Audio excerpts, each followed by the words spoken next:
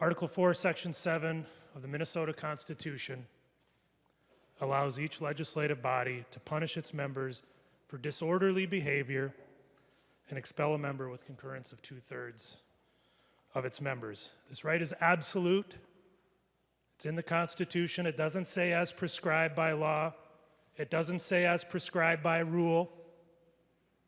It's absolute.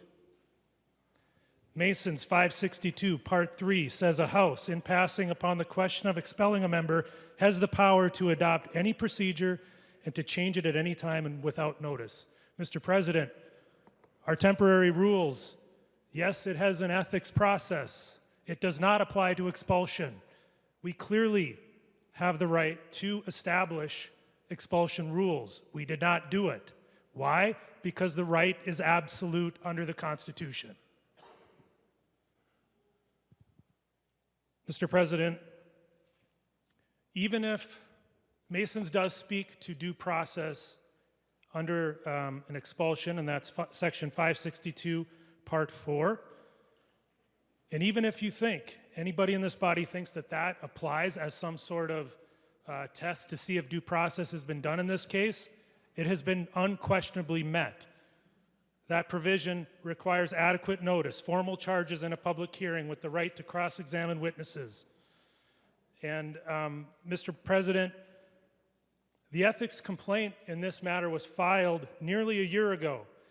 Clearly stated purpose was to expel Senator Mitchell.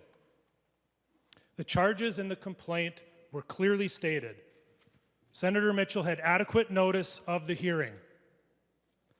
Senator Mitchell had an opportunity to be heard and to cross-examine witnesses. Senator Mitchell did, in fact, cross-examine witnesses through her lawyer. Beyond the shadow of a doubt, Senator Mitchell has had the due process necessary to expel her from the Minnesota Senate. There is no requirement in the Constitution, in statute, in Masons, or in case law, even suggesting that this institution must wait until her criminal proceedings are fully adjudicated before we may exercise our constitutional authority to discipline our own members, including expulsion. Yet, Senate Democrats have attempted time and time again, both within this chamber and outside of this chamber, to suggest that such a requirement exists. It does not.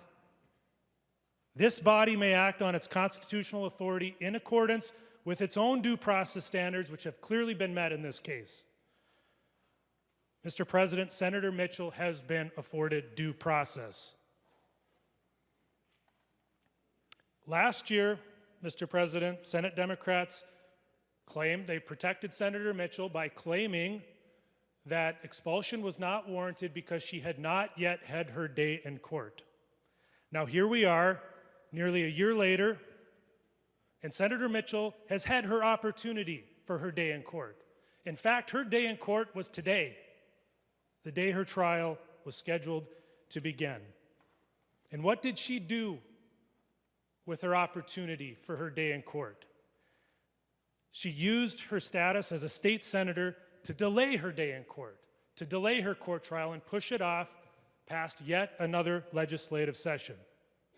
So last year, in the name of due process, Senator Mitchell used her pending criminal proceedings as an excuse to delay her expulsion from the Minnesota Senate. And now this year, Senator Mitchell is using her status as a member of the Minnesota Senate to delay her criminal proceedings. Mr. President, that is not due process. That is an abuse of process. She's playing it both ways. She's using her status as a senator to delay her criminal proceedings and then turning right around and using her delay in the criminal proceedings to stay getting expelled from this institution, the Minnesota Senate. Senator Mitchell is making a mockery of the Minnesota Senate, and the time is now for us to stop playing along and finally uphold the reputation of the Minnesota Senate and do the right thing, not only for this institution, but for the people of Minnesota, expelling Senator Mitchell today and reversing the ruling of the president. Thank you.